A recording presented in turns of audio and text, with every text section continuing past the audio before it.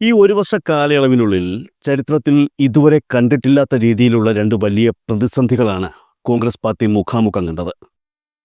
കണ്ടത് എന്ന് പറയുന്നതിനേക്കാൾ കൂടുതൽ കണ്ടുകൊണ്ടിരിക്കുന്നത് എന്ന് പറയുന്നതായിരിക്കും കുറച്ചുകൂടി ശരി. അതിലാദ്യത്തെ പ്രതിസന്ധി ഏതാനും മാസങ്ങൾക്ക് മുൻപ് KPCC പ്രസിഡന്റിനെ തിരഞ്ഞെടുക്കുന്നതുമായി ബന്ധപ്പെട്ടുള്ള സംഭവ വികാസങ്ങളായിരുന്നു.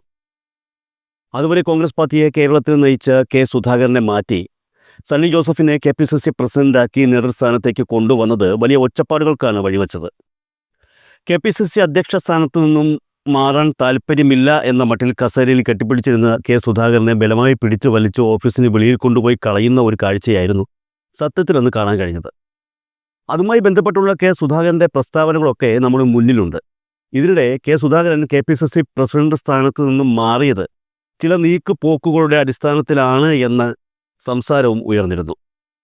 വരുന്ന നിയമസഭാ തെരഞ്ഞെടുപ്പിൽ മത്സരിക്കാൻ ഒരു നിയമസഭാ സീറ്റും അധികാരത്തിൽ വരികയാണെങ്കിൽ മന്ത്രിസഭയിൽ സുപ്രധാനമായ ഒരു വകുപ്പും നൽകണമെന്ന ആവശ്യം കെ സുധാകരൻ മുന്നോട്ട് വച്ചു എന്നും ഈ ആവശ്യം കോൺഗ്രസ് നേതൃത്വം അംഗീകരിച്ചു എന്നുമുള്ള സൂചനകൾ പുറത്തു വന്നിരുന്നു.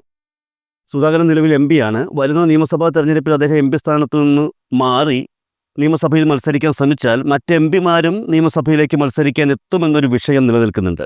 അത്തരത്തിൽ നിരവധി പ്രതിസന്ധികൾ ഈ വിഷയത്തിൽ ഇപ്പോൾ ഉണ്ട് എന്നുള്ളതാണ് യാഥാർത്ഥ്യം. ഈ പ്രതിസന്ധി ഇത്തരത്തിൽ നിലനിൽക്കുന്നതിനിടയിലാണ് രണ്ടാമത്തെ പ്രതിസന്ധിയായി ഇപ്പോഴുള്ള രാഹുൽ മാങ്കൂട്ടം വിഷയം കേരളത്തിലെ കോൺഗ്രസിനെ പൂണ്ടടക്കം പിടിച്ചിരിക്കുന്നത്. തദ്ദേശ സ്വയംഭരണ തെരഞ്ഞെടുപ്പും നിയമസഭാ തെരഞ്ഞെടുപ്പും അടുത്തിരിക്കുന്ന ഈ സാഹചര്യത്തിൽ പാർട്ടിയുടെ MLA ഏറ്റവും നാണം കെട്ട രീതിയിൽ വാർത്തകളിൽ നിറയുക എന്നുള്ളത് കോൺഗ്രസ് പാർട്ടിയെ സംബന്ധിച്ചും ആ പാർട്ടിയെ കേരളത്തിൽ നയിക്കുന്ന നേതാക്കളെ സംബന്ധിച്ചും വലിയ പ്രതിസന്ധിയാണ് സൃഷ്ടിച്ചത്. രാഹുൽ മാങ്കൂട്ടത്തിനെ പാർട്ടിയിൽ നിന്നും പുറത്താക്കുകയും യൂത്ത് കോൺഗ്രസ് അധ്യക്ഷ സ്ഥാനത്തു നിന്നും എടുത്തു കളയുകയും ചെയ്തുവെങ്കിലും പാർട്ടിയിലെ ഒരു പ്രബല വിഭാഗം അണികൾ മാങ്കൂട്ടത്തിനൊപ്പം ചേർന്ന് നിന്നുകൊണ്ട് പാർട്ടി നേതൃത്വത്തെ വെല്ലുവിളിക്കുന്ന സാഹചര്യങ്ങളിലേക്ക് കാര്യങ്ങളെത്തി. ഇവിടെ മനസ്സിലാക്കാനുള്ള മറ്റൊരു കാര്യം, ഈ സുധാകരൻ വിഷയമായാലും ഈ മാങ്കൂട്ടം വിഷയമായാലും എതിർസ്ഥാനത്ത് നിലകൊള്ളുന്നത് ഒരു വ്യക്തിയാണ് എന്നുള്ളതാണ്. പ്രതിപക്ഷ നേതാവ് VD സതീശൻ തന്നെയാണ് ആ വ്യക്തി. നിലവിലെ സാഹചര്യം പരിശോധിച്ചാൽ കോൺഗ്രസിനെ സംബന്ധിച്ച് എന്ത് പ്രശ്നമുണ്ടായാലും ആ പ്രശ്നത്തിൻ്റെ ഒരറ്റത്ത് VD സതീശൻ ഉണ്ടാകും എന്നുള്ളതാണ്. കെ സുധാകരനെ KPCC പ്രസിഡന്റ് സ്ഥാനത്തു നിന്നും മാറ്റിയതോടെ പാർട്ടിയിലൊരു മേധാവിത്വ സ്ഥാനത്തേക്ക് സതീശൻ എത്തിയിരുന്നു എന്നുള്ളത് ഓർക്കണം. പക്ഷേ ആ ഒരു മേധാവിത്വമൊക്കെ രാഹുൽ മാങ്കൂട്ടം വിഷയത്തോടെ അവസാനിച്ചു എന്ന് പറയുന്നതാകും ശരി. രാഹുൽ മാങ്കൂട്ടവും ഷാഫി പറമ്പിലും ഒന്നും നിലവിൽ തൻ്റെ നിയന്ത്രണത്തിലല്ല എന്ന വലിയ സത്യം ഈ കാലയളവിൽ സതീശൻ മനസ്സിലാക്കി കഴിഞ്ഞു. മാത്രമല്ല, ഇപ്പോൾ രാഹുൽ മാങ്കൂട്ടം വിഷയം കൈകാര്യം ചെയ്ത രീതിയിൽ പ്രതിപക്ഷ നേതാവ് VD സതീശൻ പാർട്ടിക്കുള്ളിൽ ഒറ്റപ്പെടുകയും ചെയ്തിട്ടുണ്ട്. ലൈംഗികാരോപണം അടക്കം രാഹുലിനെതിരെ ഉയർന്ന സമയത്ത് അതിവേഗമുള്ള നടപടിയാണ് VD സതീശൻ്റെ നേതൃത്വത്തിൽ പാർട്ടി എടുത്തത്. രാഹുൽ മാങ്കൂട്ടം വിഷയം പൊതുജന ശ്രദ്ധയിലേക്ക് കൊണ്ടുവന്ന നടി റിനി ആൻ ജോർജ് സതീശൻ അത്രത്തോളം വേണ്ടപ്പെട്ട ഒരു മകളെപ്പോലെ പരിഗണന നൽകുന്നൊരു കുട്ടിയായിരുന്നു എന്നുള്ളതും ഇതിനൊപ്പം ചേർത്ത് വായിക്കേണ്ടതാണ്. അതുകൊണ്ട് തന്നെയാണ് രാഹുൽ മാങ്കൂട്ടത്തിനെതിരെ നടപടി വേണം എന്ന ഒറ്റ നിലപാടിൽ VD സതീശൻ ഉറച്ചു നിന്നത്. എന്നാൽ അതൊന്നും ഒരു പ്രശ്നമല്ല എന്ന രീതിയിലാണ് കോൺഗ്രസിനുള്ളിലെ മാങ്കൂട്ടം ഷാഫി ഫാൻസിൻ്റെ നിലപാട്. മാങ്കൂട്ടം തെറ്റ് ചെയ്തിട്ടുണ്ട് എന്നുള്ളത് ഈ കൂട്ടർ അംഗീകരിക്കുന്നു എങ്കിലും അയാൾക്കെതിരെ നടപടി പാടില്ല എന്ന വാദമാണ് ഇവർ ഉയർത്തുന്നത്. മാങ്കൂട്ടത്തിന് കൂടുതൽ സമയം നൽകണമായിരുന്നു എന്നും വിശദീകരണം പോലും ചോദിക്കാതെയുള്ള നടപടി ശരിയായില്ലെന്നും ഒക്കെ സാങ്കേതികമായി ഇവർ വാദങ്ങൾ ഉയർത്തുന്നുണ്ട്. അതിനിടയിലാണ് VD സതീശൻ്റെ എതിർപ്പ് വകവയ്ക്കാതെ രാഹുൽ മാങ്കൂട്ടം നിയമസഭാ സമ്മേളനത്തിൻ്റെ ആദ്യ ദിനം സഭയിലെത്തിയത്. നിലവിൽ പാർട്ടി അച്ചടക്ക നടപടിയുടെ ഭാഗമായി സസ്പെൻഡ് ചെയ്യപ്പെട്ട രാഹുൽ മാങ്കൂട്ടത്തിൽ നിയമസഭയിൽ എത്തുന്നതിനെപ്പറ്റി KPCC അധ്യക്ഷനോടടക്കം ആശയവിനിമയം നടത്തിയിരുന്നതായാണ് സൂചന. രാഹുലിനെതിരെ ഇനി നടപടി കൂടുതൽ കടുപ്പിക്കേണ്ടതില്ല എന്ന തീരുമാനത്തിനാണ് പാർട്ടിക്കുള്ളിൽ പിന്തുണ കിട്ടിയത്. ഗ്രൂപ്പ് തുടങ്ങിവച്ച നീക്കങ്ങൾക്ക് KPCC നേതൃത്വവും തടസ്സം നിൽക്കാതെ വന്നതോടെ സതീശൻ പാർട്ടിയിൽ ഒറ്റപ്പെട്ട നിലയിലായി. കാര്യങ്ങൾ ഇങ്ങനെ മുന്നോട്ട് പോകുന്നതിനിടയിലാണ് അന്ന്, അതായത് രാഹുൽ മാങ്കൂട്ടം നിയമസഭയിൽ വന്ന ഈ സമ്മേളനത്തിൻ്റെ ആദ്യ ദിവസം നിയമസഭയിൽ സംഭവിച്ച കാര്യങ്ങൾ വീണ്ടും ചർച്ചയാകുന്നത്. അന്ന് പ്രതിപക്ഷ നേതാവ് VD സതീശൻ്റെ വാക്ക് ധിക്കരിച്ച് മന്ത്രിസഭയിലെത്തിയ രാഹുൽ മാങ്കൂട്ടത്തിൻ്റെ അടുത്ത് പ്രതിപക്ഷ നിരയിൽ നിന്നൊരു കുറിപ്പെത്തിയിരുന്നു. കുറിപ്പ് വായിച്ചു നോക്കി അതിന് മറുപടിയും എഴുതി നൽകിയ ശേഷം രാഹുൽ മാങ്കൂട്ടം നിയമസഭ വിടുകയും ചെയ്തു. ഈ സംഭവം നടന്നത് മുതൽ എന്തായിരുന്നു ആ കുറിപ്പിൽ എന്നുള്ള ചർച്ചകളാണ് പൊതുവെ ഉയരുന്നത്. നിരവധി ട്രോളുകളും ഇത് സംബന്ധിച്ച് പ്രചരിച്ചിരുന്നു. നാണം കെടുത്താതെ എഴുന്നേറ്റ് പോടെ എന്നാണ് കുറിപ്പിൽ എഴുതിയിരുന്നത് എന്നുള്ള രീതിയിലൊക്കെയാണ് ട്രോളുകൾ പ്രചരിച്ചത്. ഇപ്പോഴിതാ രാഹുൽ മാങ്കൂട്ടത്തെ നിയമസഭയിൽ നിന്നും ഓടിച്ച ആ കുറിപ്പിൽ എന്തായിരുന്നു എന്നുള്ളത് സംബന്ധിച്ച് UDFിന്റെ വിശ്വസനീയ കേന്ദ്രങ്ങളിൽ നിന്ന് തന്നെ ചില സൂചനകൾ എത്തുകയാണ്. നിയമസഭാ സമ്മേളനത്തിന്റെ ആദ്യ ദിവസം അപ്രതീക്ഷിതമായാണ് നിയമസഭയിൽ രാഹുൽ മാങ്കൂട്ടത്തിലെത്തിയത്.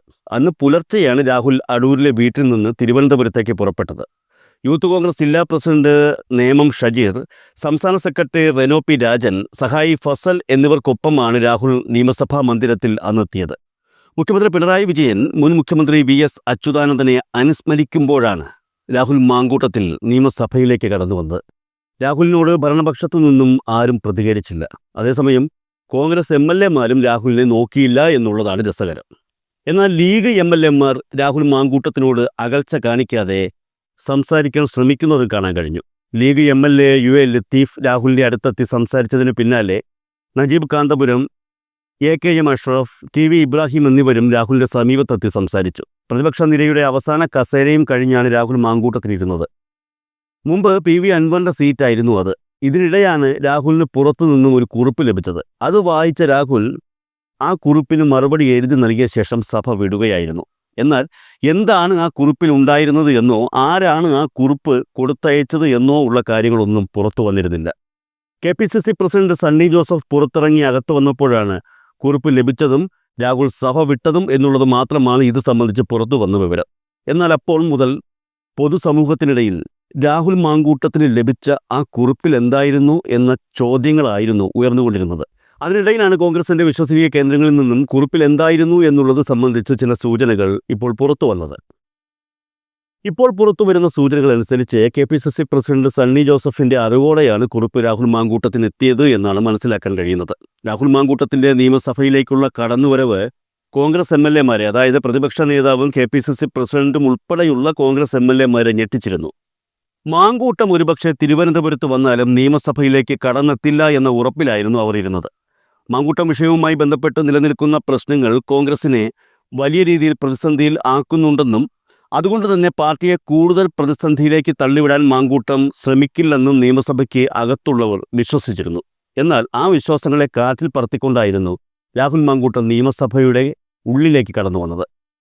മാങ്കൂട്ടം നിയമസഭയിലെത്തിയാൽ തൻ്റെ ഭാഗത്തു നിന്നും പിന്നെ എന്ത് നടപടിയാണ് ഉണ്ടാകുന്നത് എന്നുള്ള കാര്യം നിയമസഭയ്ക്ക് അകത്തേക്ക് കയറുന്നതിന് മുൻപ് പ്രതിപക്ഷ നേതാവ് VD Satheesan KPCC president Sunny ജോസഫിനോട് പങ്കുവച്ചിരുന്നു എന്നാണ് വിവരം.